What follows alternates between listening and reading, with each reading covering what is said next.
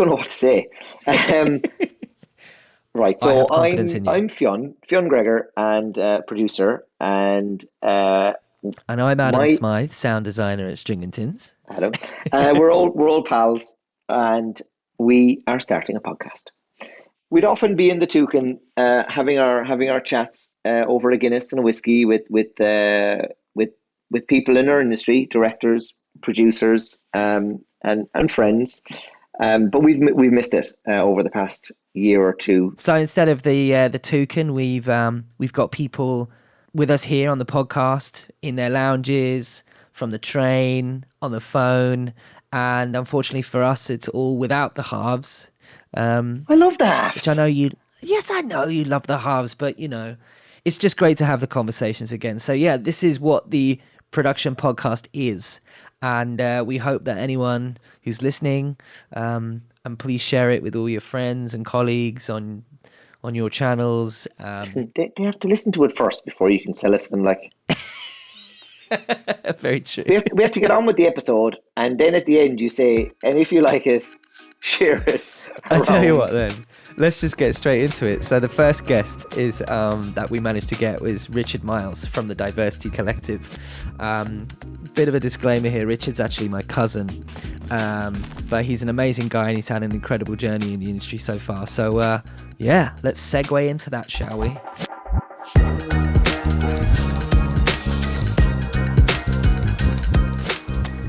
Richard, hello mate, how are you? Hello, I'm good, thank you. The sun is shining. Not that anyone can see that, but no, all is good in the world. Rich, tell us, what's your story? It's a big question. I suppose, well, where did it start? I actually have a bit of a funny story about how I got into advertising and marketing. I actually watched What Women Want with Mel Gibson when I was younger. And I'd always loved art, and I'd loved media, and I loved media studies. But I think when you like art, you're good at art, you're kind of like, well, what do you do with it? There's not really like a thing that you can really grab onto, like, I want to get into this. And I remember watching What Women Want with Mel Gibson. Other than being like, wow, he's hot, I was like, he did that night campaign, and he did that, it's just you and the road. And I remember watching him do this sort of like he had to do creative thinking, then they had to kind of do mock-ups, and they had to do this. And I remember it really suddenly hitting me that I was like, that's what I want to do. That's who I want to be. And it was a really it actually guided me, that brilliant film, to then go into choose it in my GCSEs, choose it in college, then choose advertising in university, because I knew that was the thing I wanted to do. Yeah, it's interesting because thinking back to when I was at school, working within advertising was not really presented as a career. Certainly not all the very different things that you can do within the industry. So what happened with you? So you'd seen this film and then you were inspired to go and search it as a career. So where did you go next? Yeah, so I as I said, after knowing from Mel Gibson what I wanted to do, I had looked into advertising as a thing, and I did an advertising and marketing course in Gloucester at the time. I didn't actually discover that there was a Watford, a year long course.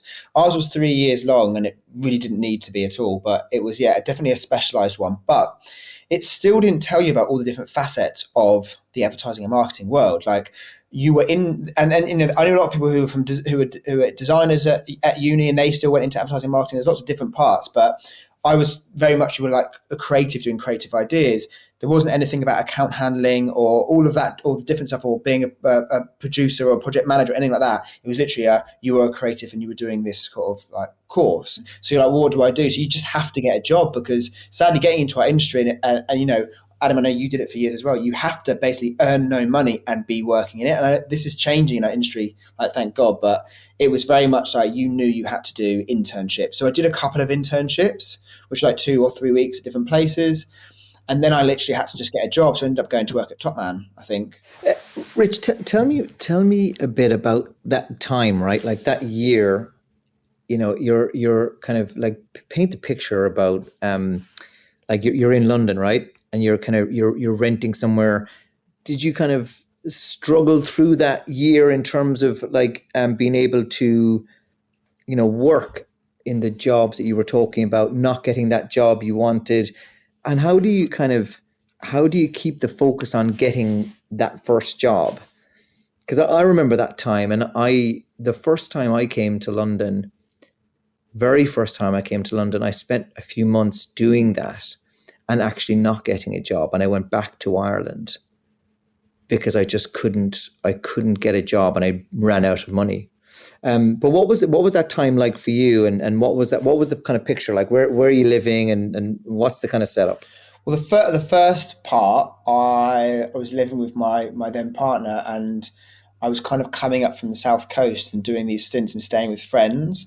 Then I had the large period of time when I wasn't able to afford to be up there, so I had to go where I could. And then as I said, I was like, I need to get into London. I need to move around London, because at that time you obviously couldn't do anything in our industry unless you're in London or Manchester or somewhere like that. So you had to be in it. So I literally sat these 2 days of interviews, got there, got this job.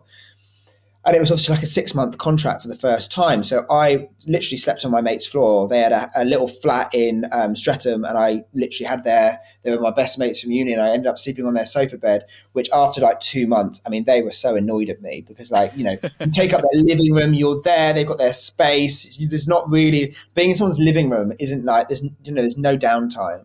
So I remember getting to a point where I was like, really got to move, but you can't invest that money when you don't have that money, and you can't invest that money when you don't know, being an intern, I think even now is really unstable because it's always short-term contracts. You never know. The people who first got into advertising that I knew were people who lived in London or had parents who were, wealthy enough to put them up there until they're done. That's why I think our industry is so accessible to middle to upper class people, which it has been, because you have to be able to afford it. And again, thankfully, the industry is sort of doing stuff to change that. It's interesting because I have noticed recently that a lot of agencies are sort of saying, look, you don't actually have to come from a degree. We want to hear from everybody, because I would say more now than ever, advertising is about different voices and different types of representation in people. So obviously bringing that in back to relation to you, what happened? So you went from the small agency Therapy to now running the Diversity Standards Collective. Is that correct? Yeah. So tell us a bit about like that progression, and what made you think of that business? What made you think of that, taking that on as a sort of like, I say challenge, because I think you started at a time when it's obviously the conversation was being had. It's really interesting actually, because I came into the ad industry, and I'm a gay guy, and there wasn't many. I was the only gay guy in my agency.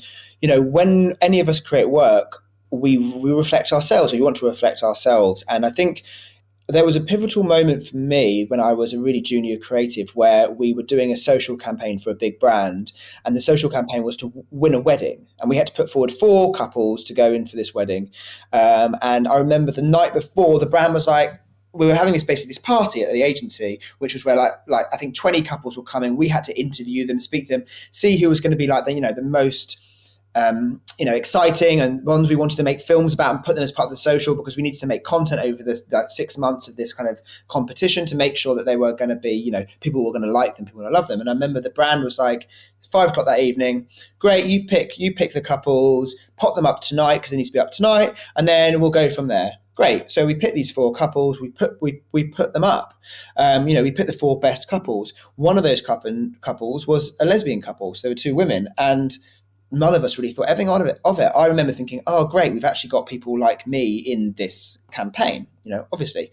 And the next lunchtime, I remember being called into an all agency urgent meeting, going and sitting in. And I remember the CEO at the time and the MD relaying this information, saying the brand is really angry with us. They're really angry because we put a same-sex couple in their social media campaign without asking. And I was obviously like, well, they told us to put the couples up. And they were like, yes, but we're really worried about how this is going to represent on their brand. This isn't their consumers. They don't know how their consumers are going to react to it. They definitely don't want them to win. They were like, so what they've asked us to do is to not seed it, not put as much money behind the campaign. They don't want us to make as much content for that campaign. And it's just something that we're going to have to do, because they can't have them win because of how detrimental it would be to the brand. And I remember sitting there like 21 years old, just like gobsmacked. Because, I mean, the agency itself was just relaying me that information. They weren't aware, really. They knew that what they were saying was I would say bad, but I don't think they understand the context of it because it wasn't them. I left that meeting, and I literally remember, I just went straight out of the agency, and I cried. Boys cry, because I was just a bit like, I went to the pub with my copywriter, and I was just so upset because I was like, they've just told us to make people like me lose because they're a person like me. There's no other reason for it other than they are gay, so they should lose. And I was like, I can't believe that I've just been asked it. Luckily, I think from me probably being in the room with a scowl on my face and then leaving the office, the CEO and the MD followed me.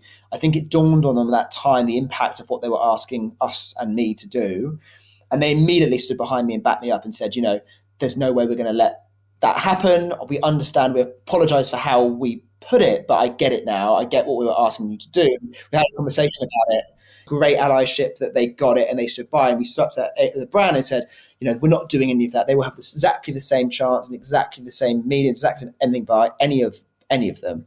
They didn't win in the end, but it was fair and fair. I think the marketing director actually, they caught wind and may have got fired because of it at the time. But that for me was a really pivotal change. Like, wow, the industry is against people like me, like queer people. And actually, I really went out looking for like organizations that had people like me, LGBT people within the advertising and marketing industry. And it was really difficult. And I ended up finding a company called Pride AM, who are now advertising. And it was really super difficult to find. Like, it wasn't like I could Google it, it would pop up. It was like a 2-3 week thing where I was delving deep, found this group, went there, and I remember it being like, oh wow, there is loads of people within our industry, well, not loads, but there was like 20 people in the room who were all LGBT from multiple different agencies. And that really was the starting point for me. So I started running the creative reviews for them. So every year we'd gather the LGBT ads from the industry. And there was like 2.5 minutes of them in the first time we did. There was like 4 ads. And we'd review them with LGBT people and allies from the industry and look at like the cultural nuances, like how they're incorporated, the benefit. We look at the sales, how has it actually made a business benefit to this brand?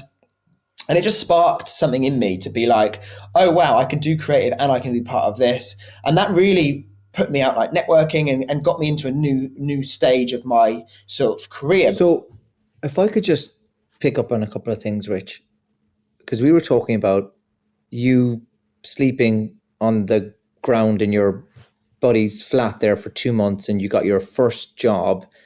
So there's a kind of a journey there, and I'm interested in that. I'm interested in so you're at the first company that you're doing your internship. Is that where the thing happened where you're doing the campaign with the couples? Like, are you 21? So you're 21, you're in your internship. How do you go from doing an internship, like your 6-month gig, to where you were? I stayed in the same agency for the whole of my career to creative director. So I was there for about 8 to 10 years. Can't remember exactly, but yeah. So I there was lots of different times when I had gone to leave and wanted to leave. Life got in the way. At one point, I was adopting my daughter, and I couldn't leave, and other things happened. But I loved, and I still love being a creative. Like, it's like working with brands, working hard, working a lot. Like, our industry demands long hours, right? And the way you get out of your internship is by working really, really hard and thinking of great ideas, and as an art director and as a creative, like just thinking of so many different ideas and getting out there and being like, what about this? What about this? But also not being precious about your ideas. I think a lot of us can be like, this is my idea. If you don't like it, you don't like me. And that's not the way. It's like, our job is to make ideas to give to other people, right? So as long as we can hold them ajar, we can be like, right, you don't like that, right? How can I make this something you like? And it just took me a lot of years of like working. I worked for those 6 months. Remember them offering me that full time, and I was like, great, I'm going to work really hard now. And I was given the opportunity on lots of different brands, and just I think enjoyed what I was doing, worked hard at what I was doing. It was so long ago now, and because I was at one company, there wasn't much moving around for me, but there was a lot of career progression chances, I suppose, I had to grab onto and be like, I want this, I want to move up. Yeah, when you look back, right, at those 10 years, and you started as an intern, and you got to wherever you got to, when you look back at those 10 years, like, were there pivotal moments that kind of changed the course of your career? I know you mentioned one, but like, were there kind of other things that you look back with hindsight that kind of changed maybe the course of where you were going? Yeah, I think the problem with working at one agency for a long time is you can get really comfortable. And I remember about 3 years in, I was pretty comfortable. And actually, when you become comfortable, you become a bit complacent with the ideas of the work you're doing. Like we're all, it happens to all of us. And I remember a strategist coming in from a big agency who was coming in. I remember him coming in and ripping apart all the ideas we'd presented. And we'd gone in really happy, like we've got these ideas, blah blah. He just ripped it apart. I remember leaving that meeting being like, "What an asshole!" Like, blah blah blah blah blah blah. And then thinking, no, actually, I'm going to prove him wrong. And I remember that being a real big. It really infused so much more energy back into me, and probably in a similar way that getting a new job would be. That I need to up my game now because I need to impress this person now. These people that I've been impressing for a long time they know I can do this, so I need to show somebody else that I can do this and better myself. So I remember, and then they started working with a lot of new people. So that was a really great thing for me to be able to work with different creative directors, different strategists, and prove them wrong. And obviously, when you're working on different brands, you have to completely change your mindset from, I was working on like period pads and then like computer internet security. So you have to really push the boundaries on different stuff. But tell me how that happened, right? In the sense you go from intern, you get the full-time role, and you're X number of years in. Are you actively engaging in networking with people at a young age, or how did that start that you're, engaging with people outside of your company? Like, was there a desire on your part, or what? How did that happen? Yeah, I think it's a really interesting one, and will make me step back a bit. I think that the organisation I was part of was definitely a moment of when I was starting to do it, because I was invited to different things for a different reason. I think that if you're not part of, say, an LGBT group or another group, it's like there is lots of stuff out there that are different ad forums or creative talks or sessions that you can attend to learn. And I think by attending things you're learning at, you're meeting other people from outside of your company, and that really helps you network. And I just like meeting other people and hearing like we're doing right now. There's 3 people sat in a room and you're learning about everyone else's experiences. And I think progression is actually helped by making sure you're doing that sometimes within the industry generally, and just getting to know other producers, other art directors, learning from them, bouncing off of them. That's going to help you. You need other people's advice and guidance. And just one follow-up there, Rich, was, did you have a sense of where you were going at that age, right? You're at a full-time job in an agency. You're finding your feet a bit, right? Like, you're doing your creative work, and you're starting to network with people. Did you have a sense of where you were going? No, I think it's very easy now, sitting at the end of it, to say this is the really clear linear journey I had, which is I watched What Women Want. I wanted to do advertising, did a course, then I went to advertising, and then I became a creative director, and then I owned a business. But actually, it was all a bit winging it, really. Like, you get into the industry, and when you're young, you just want to be something, and you want to, I always wanted to be a creative director. I didn't know how to be a creative director. I just thought years would pass and it would maybe happen, and I had to move around. So at that time, I was just enjoying the moment that I was in. I got a D in business studies because I smoked weed during my GCSEs. So I didn't have any clue that I was going to set up a business suddenly. You can cut that out. Do you know what I mean? And I think that the biggest thing that I would, when I do talks and I talk about my journey, is to say to people is that also don't underestimate what you can become. Don't think that your skill set now means that you can't become something, because I didn't know. Business studies is, again, my lowest grade in my GCSE, so I never thought I would set up a new business. I thought I'd become a creative director and live in that sort of field and maybe go up. But again, becoming that and becoming a manager of people was a really daunting thing. But no, I think growing up, I was just sort of winging it, enjoying it. You meet new people, you just go with the flow, and then you have your yearly meetings. And you're like, what can I be? What can I do now? And what do I have to do next to improve? But I think it's absolutely fine to not know where you're going when you're in the industry. To be 24 and be a junior or be a midweight something, or be in a role and not know where you're going, because I think time will give it to you, and it has to. And it's interesting because actually I love that line, like, time forms you, because when I started, I remember it's like a 24-year-old, still sort of sound assistant, junior engineer, thinking, well, God, I need to be doing the big jobs now. And I was lucky, I did do 1 or 2, and it really helped me with my career. But now if I think back, there's so much pressure, I think, to try and achieve things so much quicker, because all you're interpreting, all you're taking on is, oh, I need to be the best I can be now, rather than let me take the time to sort of evaluate where I'm going, what I actually like. You know, the amount of people in agencies or in production that they're runners on set and then they become location scouts, or, you know, in agencies they're account guys and they become art directors. I think our industry does allow you to kind of pick and understand what you like. But I think one of the questions I have for you is, was there ever a barrier presented to you and you thought, oh, this isn't for me, or, oh, this is going to be a tiny bit of a struggle? Was there anything that kind of made you sort of take a step back and go, actually, do I want to be in this scenario or place? Yeah, do you know what? Our industry has a bit of an arrogance to it, and when I think you get into it, you are, and I mean this in the sense of like working with big brands and big agencies. And I remember going into this small, unheard of agency, and just being like, well, I'll do my bit here, then I've got to move to like an Ogilvy or a Mother or somewhere that people respect. And that was a constant thought in my head for like 5 years of working there. I was doing good work, but as you say, when you're young, you want to be doing these other things, and it actually doesn't dawn on you what you're doing. So, Adam, you've known me for years, so you'll know that I was actually working on lots of different campaigns, probably far more than any of my friends who were in big agencies. I was doing like 12 to 15, creating my own 12 to 15 like ads, whether they're print or TV, per year, working with big brands. And I was getting paid more than my friends were at those big agencies. But I still were like, well, I can't work here forever because this isn't an agency that people know and respect. I mean, they knew and respected, but in the world of like, who do you work for? You'd be like, therapy. And they'd be like, oh, who's that? And that was a big barrier for me of why I kept looking for new jobs. So almost like a bit of a stigmatism, because it was an independent small agency. You're like, what I know is this bigger world.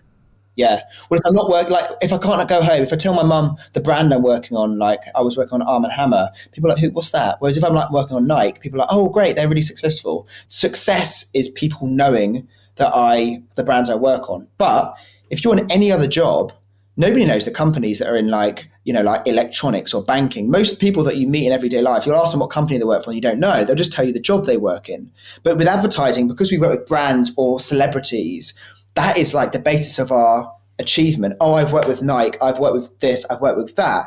And actually I think staying in that agency enabled me to get to creative director like very quickly, but it also enabled me to have such great job satisfaction, was really highly paid. And I sort of wish that I hadn't have had that mentality growing up, that had been a barrier for me, like in a way that I was tentative about telling people where I work sometimes.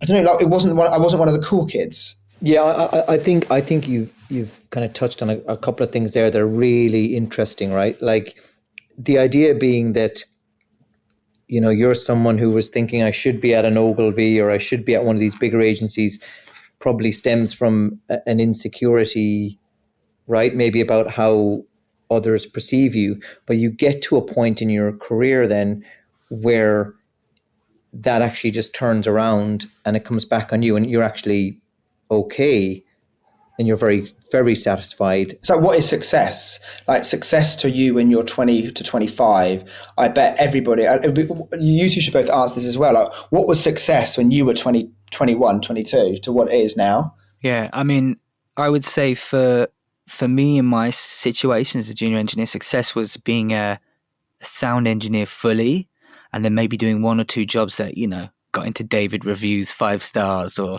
campaign pick of the day, like that kind of stuff, you know, which now is just completely not the aim. Like the aim is, let's just do some really sick work, sick sounding, great crafted work. And if it gets recognized, brilliant, you know? I don't know, Fionn, what's your take on that question? That's a good question. Yeah, it's a very good question. I think when I was kind of 21, I wanted to work in film. Like that was my thing. I came to London to work in film and you know, failed dramatically, you know, in my first attempt, like to where I came to London, tried to get a job, couldn't, and then went back to Ireland kind of with my tail between my legs, but vowing to return.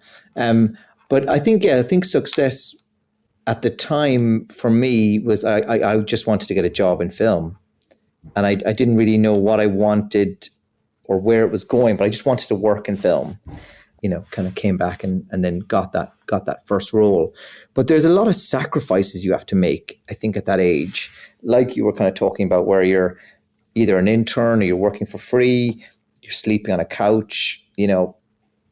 Question for you: like, what do you remember? What do you remember about in your days at the agency? Like you were kind of talking about doing 10 to 12 or 10 to 15 kind of campaigns a year, or ads a year. What do you remember about filming and production, and coming from the place where you're the creative and you have your space and your idea, to then a place where it becomes a reality and there's people over there actually acting out things and saying things, and what do you remember about all that? It was literally amazing for me for the first time. I think I remember being a young creative, and you make work that's then given to someone a bit more senior than you, who then goes to shoot it a lot of the time. So I remember being a little bit of time before I got to go on a shoot. Not long, because again I was at a small agency, but I remember the first time I thought it was like our idea was this toothpaste commercial. We went to shoot it in, I think it was something like Lithuania, somewhere in Europe. And we obviously flew somewhere, which was like, oh my God, we're flying somewhere. And then we got there, and it's just so weird because I remember being like, it had this giant pearl in it, and I'd drawn a pearl on a piece of paper and presented it in a room and be like, this is what it's going to be. It's going to be the dance. You present it. And then you're suddenly on set and there's like 100 people working to make the drawing that you made to life. And I don't think I spoke the first 2 hours when I was on set for the first time. Because like you said, like there's no training to tell you when you want to get into this industry what being on set is like. And I think, as mentioning those jobs like being a DOP or being the location scout, you don't know what they are. So being a runner, I felt like being a runner. Like you're suddenly on set and you're like, wow, this is what goes on behind that one person on a couch on a camera. Like almost scared to like say something because you're like, oh, what's my place here? Like, where do I exist in this kind of ecosystem of shooting? There's all these, I'm 22 and I'm on set, right? And there is all these people who've been doing it for years. They're sorting things out super quickly, and then they come and ask you, and they're like, so what do you want to do with this? And you're like, oh my God, you're asking me what I, and obviously as the creative, you're like, it's your idea, it's the brand's money. You're the second person, shall we say, who's most important. So you're like telling them this, and it's like the power of what you can to change. And I think that was amazing. And I still get such a buzz about being on set. Like when you're working with cool people, especially, it's so great because you're meeting new people, you're working with like so many great, like just on things, and you're filming, you're making something together. Is going to be a film. And being on set in this huge warehouse in Lithuania was phenomenal. It took me a bit of time to get the confidence to speak in those situations. Like when a photographer who's been shot loads of celebrities, and then they're talking to you who's absolutely nobody on set about how you like the hair, you're a bit nervous about being honest about what you want. So it takes a while for you to be able to have that confidence, say, oh, I don't like her hair that well done. Can you undo it a bit? Or, even those little subtleties, you're the bridge between what the brand wants and what you want. All these politics that then come into this set, like, the DOP wants their light like this, the director, they've got this vision, and you're the creative, you've got a vision. Then the client just wants, a lovely toothpaste commercial that just shows their toothpaste and doesn't do anything else creative. So the dynamics is a really interesting one. And once you get the hang of that, then it's fine. But you still, every shoot that you do, you still have to be, as the creative director, the one who maybe shuns people ideas sort of the time to get what you need out of that day, because it can run away with you. Yeah. So talk to me about how you handle the tension between the creative ownership that you have versus inclusion for other people involved in the process, right? The director who likes this particular frame or this particular setup, the DOP who likes that particular lighting setup, the client who doesn't particularly like how do you handle that tension there between the different people and it being a very creative place? I think it definitely takes a while to do it, and every set is different because you're using completely different people most of the time. But I think I learned very quickly the only people who you have to impress is the client. And that is mainly because my job as a creative at an agency, so they provided the money. So if I produced a film that I loved, it would go in my portfolio, brilliant. But if the next day that client sacked the agency because they didn't get the brief, I'm not going to work on any more. So you have to kind of like be like, right, so the client actually needs to make sure they're happy with everything. I learned also pretty quickly that making sure the client is on set is actually super important, because you can get things signed off on the day in there and hopefully change their mind. Because it's, for a client, it's like the biggest piece of enjoyment ever. And hopefully none of my old clients are listening, but they'd come in, they'd be mesmerized like I was in the first time I was on set. And you could really be like, right, we have to change this. We haven't got time to shoot this. Can you sign this off? Absolutely. Brilliant. I love what you're doing. So then you get that. And that was the navigation. And I think it took me a while to understand that I'd have to say the people that director and the DOP that actually, how can we make sure you get what you want and they get what they want? And it had to be, you have to shoot the client's work first. Like, please shoot what you want to shoot. I love what you're doing. I think you're going to make a great film. Let's have a director's cut. But we have to do what the client's paying for. And I think anyone who's been on set knows that for some reason you never turn over until like 11, 12 o'clock, even though you're doing the whole day. And then by the time it gets like 6, there's always overtime, and you're always like, right, we've got 2 shots to do. We can only fit 1 in, or we can only do this. And it's always, they're the highest tension points I find, because the director just thinks, let's just do this and we're done. That's fine. We can get out of here. But you have to get some other shots that you've agreed with the client. So that was the hardest navigation, to be like, right, I know that I have to get those shots. So I have to turn around to this director and say, I know you love those shots. I want those shots, but I have to shoot this. I have to shoot this. We're not leaving unless you've shot that. If you've got 15 minutes, we're shooting that. And then you'd normally find that if you do that first, then there's always suddenly time for the director's stuff that's coming in there. Everyone's got to be happy. But I think whoever's paying for that shoot realistically has to come out the happiest. Totally. How do you deal with difficult people?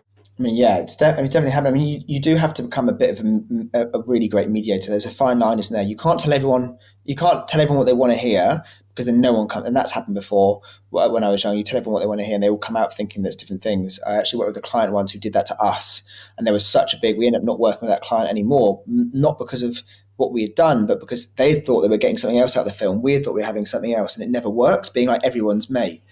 So I think you have to become and it does take a bit of time to navigate people, but I just always thought that if I have a smile on my face and I'm listening to them, it's like general contact with people. Like, clients are definitely stubborn, and I definitely work with clients and directors who are super stubborn with stuff. Actually, the directors I've worked with who I thought were going to be stubborn were really lovely. Like people like Rankin, who they told me would be very stubborn, was actually one of the loveliest people that I've ever worked with in my career. And I was very young, and he was very lovely and open, and he was great to work with. And the client I had that day actually was not.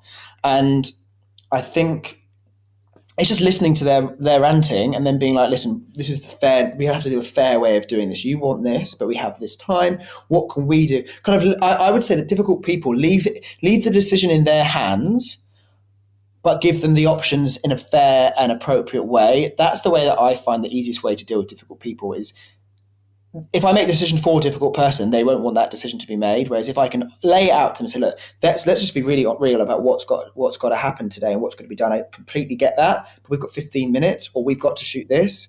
Which bit would you like? I find that the easiest way. And then when you speak to the director, blame it on the client. Not my words, the client. Yeah, good. Okay, one last question from me, and then that I'm also very interested in is the moment that you're in the agency and you're getting paid well, you said, as a creative director, to going to starting your own business where there's no guaranteed salary that we know of. What was that moment like? What made you kind of say, I'm going to forgo that big salary, I want to start my own business? And how scary is it? It was really scary, and it was I actually probably thought I wanted to set up my own agency about a year or 2 years before. I was like, I want to do it. I'd had some mates that I was going to set it up with. I was talked to lots of different people. Like, what if I had an agency? What would I do? And then I always put this thing on myself that it was never the right time. or not now, or not now. I really wanted this dream. And I remember speaking to someone who wanted me to come in to work with him, and he was like, why not now? And I was like, well, I haven't got the money, I haven't got the, and it dawned on me that there's always something in the way. And I'm not a saver, so I don't save up money. I never save. So I was never one of those people who had like a bank, like, oh, it's fine. I just quit my job now and I've got 4 months of work. Like, I literally spend all my money. So there was nothing to fall back on. Over about 2 years, it just got to a point where I was like, yeah, I have to go freelance. And I'd set myself like, you're going to do it in September. September came, I didn't do it. Yeah, and I had my job, my appraisal every year, and they'd give me a bit more money and they'd move me up. So I'm like, well, maybe I shouldn't leave right now. Maybe I shouldn't do that. So there was about 2 years when I just put every excuse under the sun about why I wasn't going to set up my own business. And, self-doubt, I can't. How are you going to do it? How are you going to do this? You can barely do this. How are you going to make, you got a D in business studies. How are you going to set, there's always different facets of it. And also everyone has their own opinion of how you should do it. Or get funding, or get this, or you can't do like this. So it was very, very, very, very scary. And the best thing to do when you're scared is just to not do it. So I didn't. And then, it got to a point where I was like, right, I'm gonna leave. I think the MD of my agency left, and I was like, no, I'm gonna go. I think the agency had lost a big client at the time, so people had been offered. The conversation had come up, other people had been offered redundancy. I didn't get offered redundancy. I was asked to stay, and I was like, do you know what? I'd actually think this is a great opportunity for me to say I might go freelance, and I'm happy to freelance for you. So that really started that journey, and then set up my own business. And COVID hit. So I actually had some jobs lined up, and all of them went. Nobody would spend any money. So I'd been I'd been paid by my business partner. He'd been loaning me some money to do some work, and it got to a point where he'd run out of money. Then COVID hit and all the jobs went, and then I couldn't. So I was like, I don't know what I'm going to do now. I've got no money. I've got kids that I have to support. I've got what do I do? And actually, I'm not saying this is really easy, but I just ended up being like, right, I'm gonna sign up for benefits. So I signed up for benefits, and then they do this thing where you have a journal. So I had been able to freelance and then just put in what I earn, and I get a top up. So actually, after a month of doing that, I realized I was fine.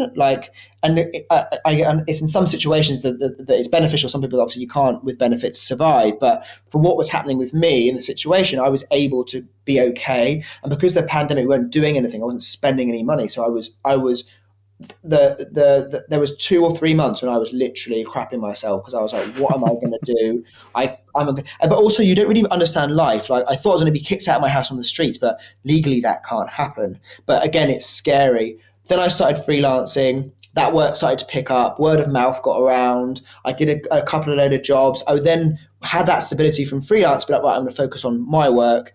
And then a big turning point with that, because I'm in D&I, was the Black Lives Matter movement happened, and it really turned our industry head towards other people and said, oh, actually, it's not just the black community or the gay community or the disabled community who are talking about this. We all need to be standing up for each other. And that's when really, because of the way my business works, people started being interested in it and came in. And, I've been around a year. I was on benefits until December last year, and I've only just been off this year. So it has been a tough, like, mental journey to be like, are we able to support myself? And still now, as a new company, I have to pay myself for my business, and I'm not earning money. I don't want to make any money. You don't have that sort of, I've had no holidays, I've got my first holiday next week for the first time in probably like a year and a half, because you're just working every day. That's why I look so tired. You can't see that on the podcast, but I didn't actually, when people say set up your own business, it will be a life, like it will be full on.